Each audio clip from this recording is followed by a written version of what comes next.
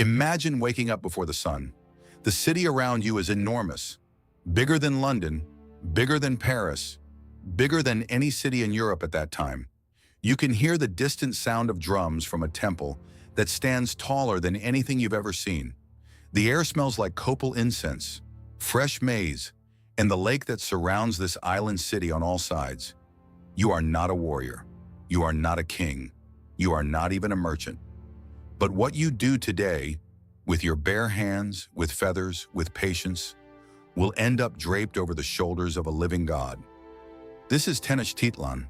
The year is 1500, and I lived one day as an Amanteca, an Aztec master feather worker, the most mysterious, most overlooked, and most breathtaking craftsman of the entire medieval world. Most people have no idea these people existed. They know the Aztec warriors. They know the pyramids. They know the sacrifice.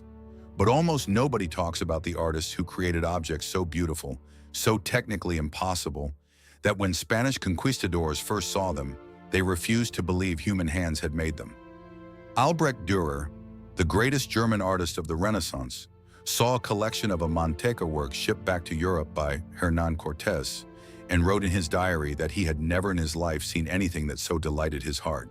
He wept. He literally wept. So who were these people? What did they actually do all day? What did they eat? What did they fear? What did they create? I spent weeks researching this, studying the Florentine Codex, the accounts of Sahagún, the few surviving featherwork objects in museums in Vienna and Mexico City, and then I lived it, or as close as a person in the modern world can get to living it. What I found completely rewired my brain about what craftsmanship, beauty, and devotion actually mean. Let's go.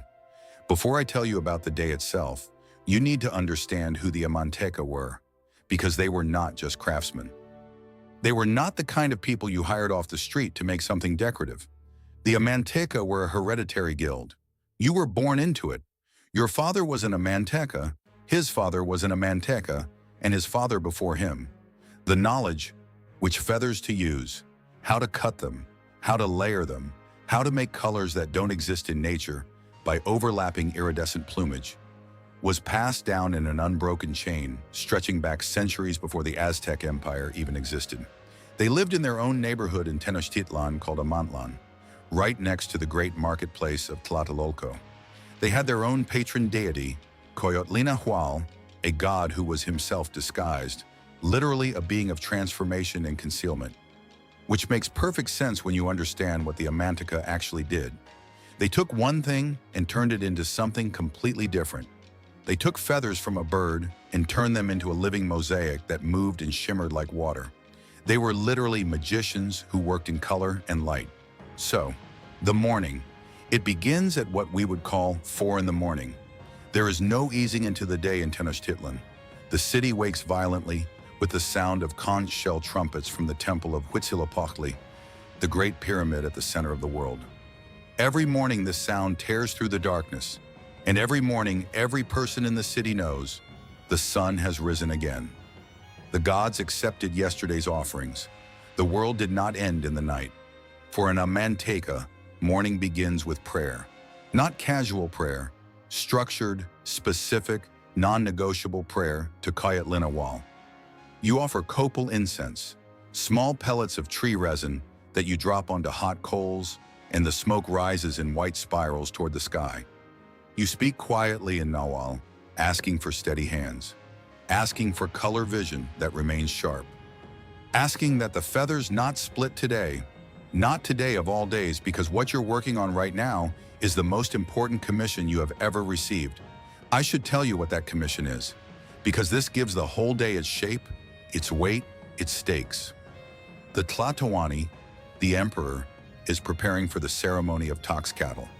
This is one of the most sacred festivals in the Aztec calendar, held in the 5th month of the year, dedicated to Tezcatlipoca, the smoking mirror, the god of darkness and destiny.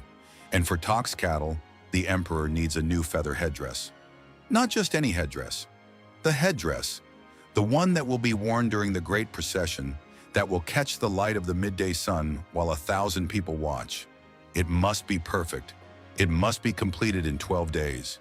You have been working on it for 9. You have 3 days left. This is the context in which you eat breakfast. Tamales and a cup of atole, a warm drink made from ground maize, slightly sweet, slightly thick, sitting cross-legged on a reed mat on the floor of your workshop. The workshop is a single large room with a packed earth floor, the walls hung with dried bundles of feathers organized by color and species.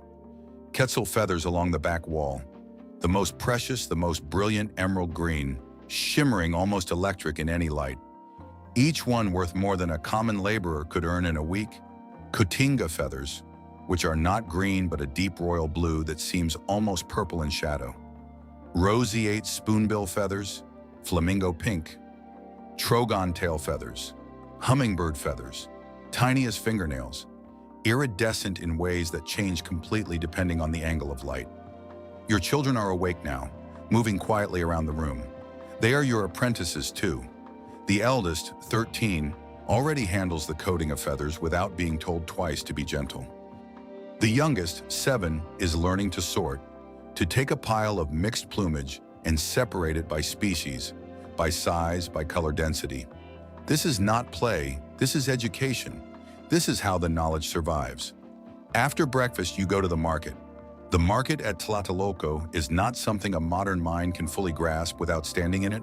It occupies a space larger than the central square of Salamanca, Spain, which was the largest public space most Spaniards of that era had ever seen. 60,000 people come here daily. There are merchants selling gold and jade and obsidian. There are sections for food: maize, beans, squash, chili peppers, tomatoes, avocados, cacao beans, dried insects, live turkeys, dogs bred for meat. There are sections for medicine, for cloth, for pottery, for rubber balls used in the ritual ball game. And there are the feather merchants. Hey, if you're still watching this and your mind is already blown, do me a favor right now and hit that subscribe button. I promise you this channel is going to keep going to places like this. Places most history channels don't even know exist. The subscribe button is right there. It takes 2 seconds, and it means the algorithm actually shows you the next video instead of burying it. Okay, back to the market. The feather merchants occupy their own zone, a covered section near the center where the precious goods are kept. You know every single one of them by name. They know you. There is a formality to these interactions.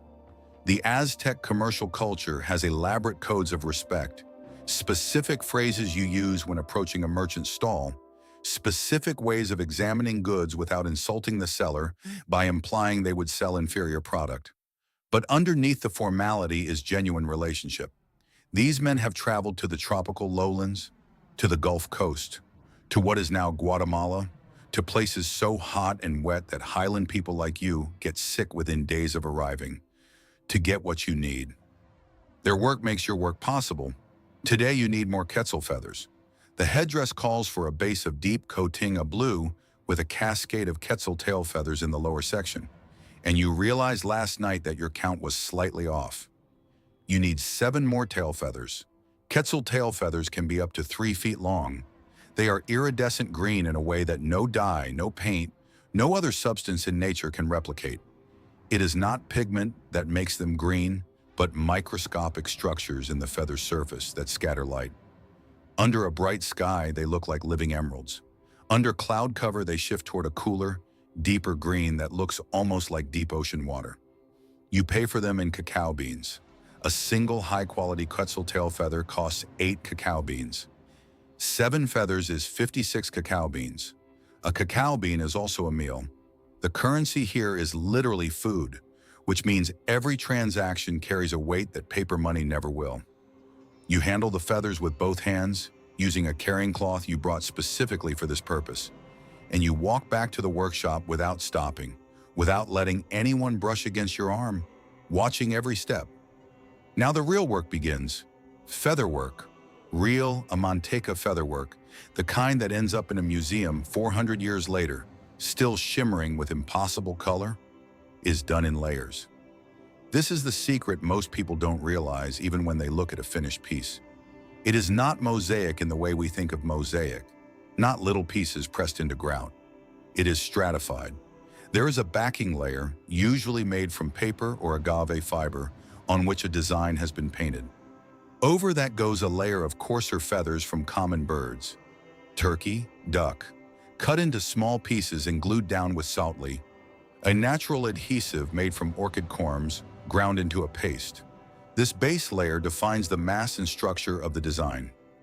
Then over that goes the fine layer, the precious feathers, the quetzal and cotinga, cut with obsidian blades into shapes so precise they border on the impossible given the tools available. The cutting is the thing that stops people cold when they understand it. You are not using scissors. You are not using a knife with a metal blade. You are using razor-thin flakes of volcanic glass, obsidian, that are technically sharper than modern surgical steel at the cutting edge, but also brittle and they break. A master cutter goes through dozens of blades in a single day. The cutting motion is not a single slicing action, but a controlled micro-incremental series of tiny pressures, feeling the fiber of the feather, following the vein's natural structure, never forcing. Force creates irregular edges. Irregular edges create visible gaps in the finished piece. Visible gaps in something that will be worn by the emperor are not acceptable. You work on the headdress for 6 hours without stopping. The room fills with the smell of orchid adhesive, which is faintly sweet, slightly medicinal, and the near silence of absolute concentration. Your eldest child sits 3 feet away, observing without speaking. This is how you learned. This is how it works. When you reach a section that requires a decision, the headdress has a curved edge where the quetzal tail feathers must be arranged so they catch light progressively, creating a gradient effect from bright at the top to shadowed at the bottom. You pause for a long time before touching anything. You hold the uncut feather above the piece. You move it. You look at the light. You look at the shadow. You put it down and pick up a different one, slightly darker. You hold that one up. You put it down and look at the first one again. Your child asks quietly, "Which one?" You say, "I don't know yet." We wait. This is not indecision. This is respect for the material. The Amanteca philosophy, and it is explicitly described in the Florentine Codex, holds that feathers are not raw material. They are something that already contains beauty. The craftsman's job is not to impose beauty onto them, but to find what the beauty wants to become. You are not the creator. You are the one who listens carefully enough to understand what was already there. Afternoon. You eat standing up, a tortilla with dried beans and chili, without washing the adhesive from your hands because stopping the work fully and restarting costs time you don't have. Your wife brings the food to you. She is also an Amanteca, from a family in the same guild, and what she says when she looks at the headdress is, "The left cascade is slightly heavy." You look. She's right. You see it immediately once she says it. The left side has 3 extra feathers that collectively shift the visual center 2 finger widths from where it should be. You will have to rework that section. 2 hours of work, revised. This is not devastating. This is the work. A messenger arrives from the palace in the mid-afternoon. He is polite, deferential in the way all interactions with craftsmen of your rank must be. The Amanteca are not slaves, they are not serfs. They occupy a specific and respected position in the social hierarchy of Tenochtitlan that entitles them to certain courtesies. The messenger asks about the headdress's progress. You show it to him, laid flat on the work surface, not yet assembled to its full 3-dimensional form. He looks at it for a long time. He says nothing. Then he says, "The Lord will be pleased." Then he leaves. You don't feel proud. You feel the 3 days you have left pressing against you like a physical weight. Evening comes fast. The sun drops behind the volcanoes, Popocatépetl and Iztaccíhuatl, which are visible on clear days from the island city, enormous white-capped peaks that the Aztecs consider sacred. The light changes from bright white to gold to amber, and the workshop fills with this amber light. And this is actually when the featherwork looks most extraordinary. The quetzal green becomes almost luminescent. The cotinga blue deepens until it looks like sky at the last moment before dark. You stop working not because you want to, but because working by firelight is how you ruin the work. The color perception changes in artificial light in ways that are not recoverable in daylight. You assemble the pieces that are finished for the day, check every joint, every feather edge, every adhesive line. You wrap the headdress carefully in cloth. You say a prayer of thanks to Coatlinawal for the work done today and a request for what remains. You eat dinner with your family, tamales again, and a pot of black bean soup with epazote, a herb that grows wild everywhere in the Valley of Mexico and smells like something between basil and gasoline. Absolutely distinctive, the smell of that region, that time. Your children tell you about their day. You listen. The headdress is not discussed. At the dinner table, the headdress does not exist. After the children sleep, you sit alone in the workshop for a while. You look at the headdress in the darkness, not because you can see it, but because you want to be near it. This is the thing I kept coming back to while I was researching this. The Amanteca relationship to their work was not the relationship of a craftsman to a product. It was something closer to the relationship of a parent to a child, or a priest to a ritual object. The work was charged with meaning that went far beyond craft. It was literally sacred. It would be worn in a ceremony dedicated to a god, by a man who was considered a god's living representative on earth, in a city that considered itself the center of the universe. Every feather placement was a devotional act. We don't really have a word for that in the modern world. We have artisan and craftsman and artist, but none of them carry the full weight. What the Amanteca were doing was something that required physical skill, aesthetic judgment, spiritual discipline, and absolute humility, all at the same time every day for an entire life. The headdress I was researching actually survived. It's in Vienna, in the Museum of Ethnology, possibly the most extraordinary object in any European museum that almost no one has ever seen. It is 4 feet tall, made from hundreds of quetzal tail feathers arranged in a cascade, with cotinga blue forming geometric patterns through the middle, gold and turquoise decoration at the base. It was sent to Europe by Cortés, ended up in the Habsburg collection, and has been in Vienna ever since. Mexico has been asking for it back for decades. When you see photographs of it, it is breathtaking. When you see it in person, which I have, it is absolutely incomprehensible. It does not look like something made by hands. It looks like something that grew, or descended, or arrived from somewhere else entirely. The person who made that object woke up one morning in Tenochtitlan, offered copal smoke to a god, went to the market to buy feathers, came home, sat cross-legged on a mat, and worked in complete silence for 6 hours with a piece of volcanic glass and a brush made from rabbit hair. They ate standing up because they didn't want to stop. Their wife pointed out a mistake and they fixed it without complaint. They stopped when the light changed and said a prayer of thanks. They ate dinner with their children without talking about work. We don't know their name. We don't know if they were a man or a woman. Women were also a Amanteca, which is extremely unusual for a high-status craft guild in this era, anywhere in the world. We don't know how old they were, or whether they had brothers and sisters, or what made them laugh. We know only what their hands made. And what their hands made is, without exaggeration, one of the most beautiful objects ever created by a human being. I think about them a lot.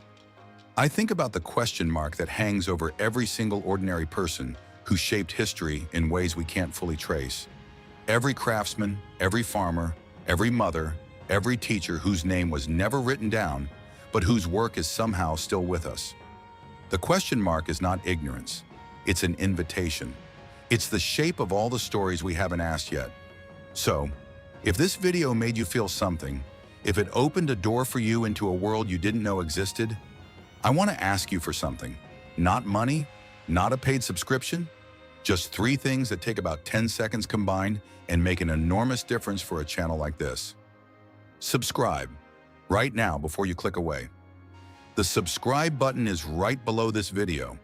Every new subscriber tells the algorithm this content is worth showing to people, which means more people get to discover the Amanteca and the Aztec ball game players and the Byzantine silk weavers and all the other extraordinary ordinary people I want to bring back to life on this channel.